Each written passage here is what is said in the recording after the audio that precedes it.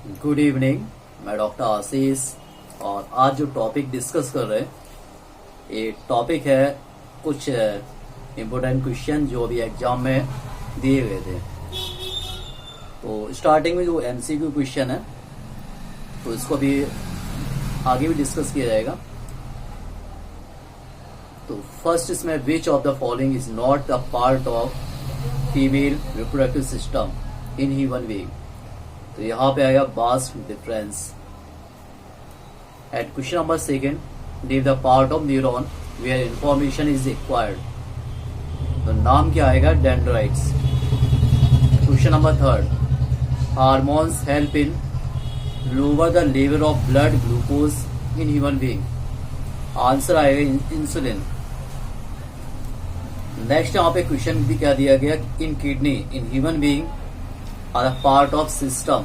तो आंसर क्या है? Excretion. Which of the first enzyme makes food in the digestive system. तो first digestive enzyme है salivary mileage.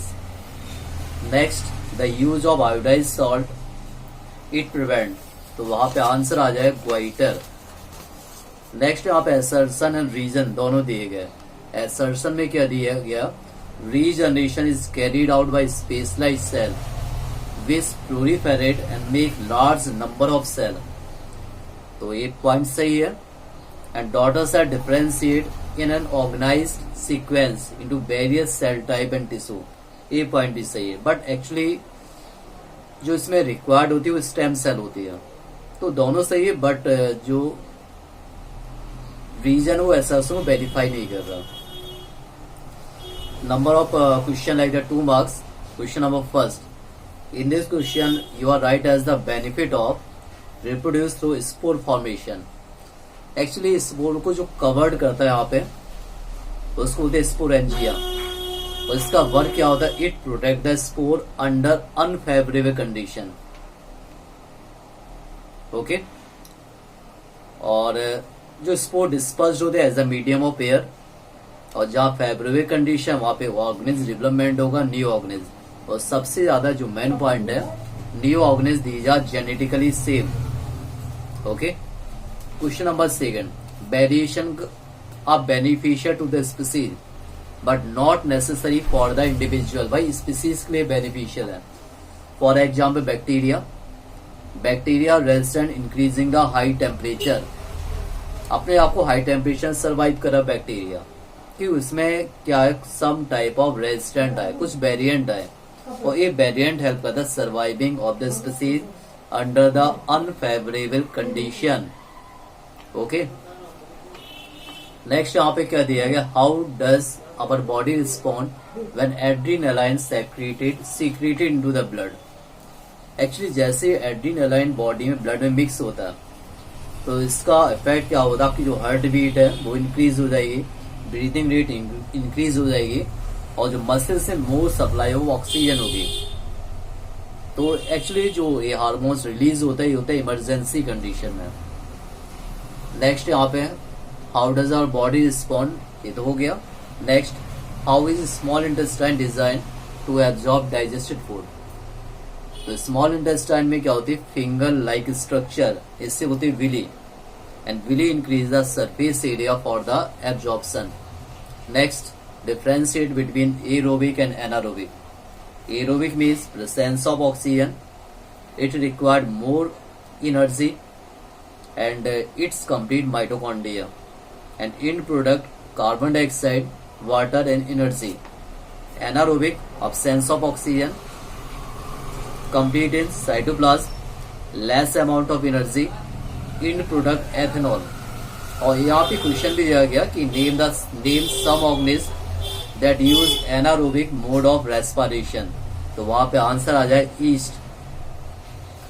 Describe double circulation. Double circulation means blood these are movement 2 times इन human heart. It is called double circulation. First name pulmonary circulation, second name systemic circulation. Pulmonary circulation का means impure blood का pure होना, और systemic का क्या है? जो impure blood फिर से कहाँ पे आना? हार्ट में, with the help of vena cava. इसका बेनिफिट क्या होता? It constant body temperature supply more oxygen in your body and it prevent mixing of the blood. Next यहाँ पे क्या दिया गया, like the how do oxygen promote the growth of tendrils around a support.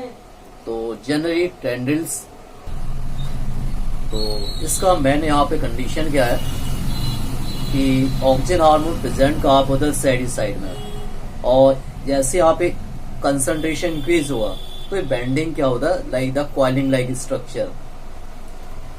Next यहाँ पे कि what could be the reason for adopting contraceptive method. So first point, it prevent meeting of gametes. Second point, it control population and it prevent STD. Question number 5. How does the embryo get nourishment inside the mother body? With the help of placental layer. And placental layer provide nutrition to the developing embryo. And like the some harmful substance remove embryo to outer side with the help of placental layer. And last question, if a woman using copper tea, will it help the protecting her from STD? तो यहाँ पे answer आएगा no, it protect. ठीक है, तो यहाँ पे answer क्या है, नो. तो ये STD से प्रोटेक्ट नहीं करती है कॉपर टी. तो क्वेश्चन अपडेट किए आज, इनको स्टडी कीजिए and subscribe, like and share this thing. Thank you. और ये यहाँ पे पूरे अपडेट किए जो क्वेश्चन अभी डिस्कस किए. ये क्वेश्चन है vas deferens, dendrites, insulin, excretion, salivary amylase and goiter. और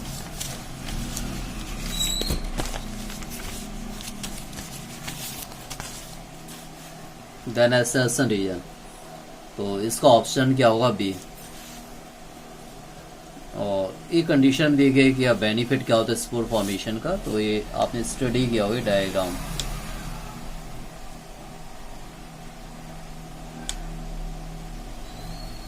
ये डायग्राम यहाँ पर, ये आउटर जो प्रोटेक्टिव लेयर होती है इसे बोलते हैं स्पोरेंजिया.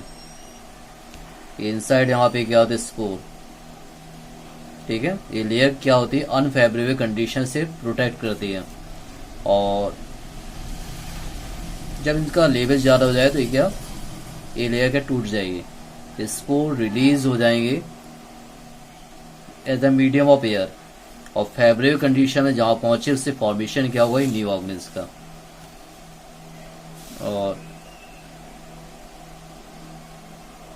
ये इसमें बैक्टीरिया का दिया था जो मैंने डिस्कस कर दिया. एड्रीनालाइन का भी बता दिया. स्मॉल इंटेस्टाइन ने बताया like the finger like structure होती है, इससे बोलते विली. और इंक्रीज करता सरफेस एरिया.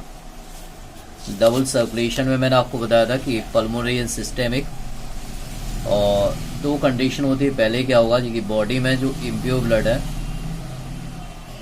इम्प्योर ब्लड कहाँ पहुंचेगा, मीन्स यहाँ पे बात आएगी राइट वेंट्रिकल्स. यहाँ कहाँ पहुंच जाए, लंग्स में. क्यों पहुंचेगा, प्योर होने के लिए. With the help of pulmonary,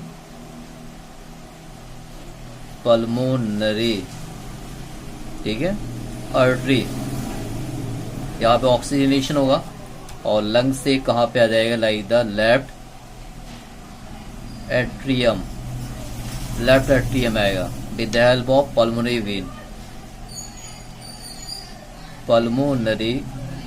when, तो इसे बोलते हैं हम पल्मोनरी सर्कुलेशन, इम्प्योर ब्लड का प्योर. और एक होता है सिस्टेमिक सर्कुलेशन, उसमें क्या होगा,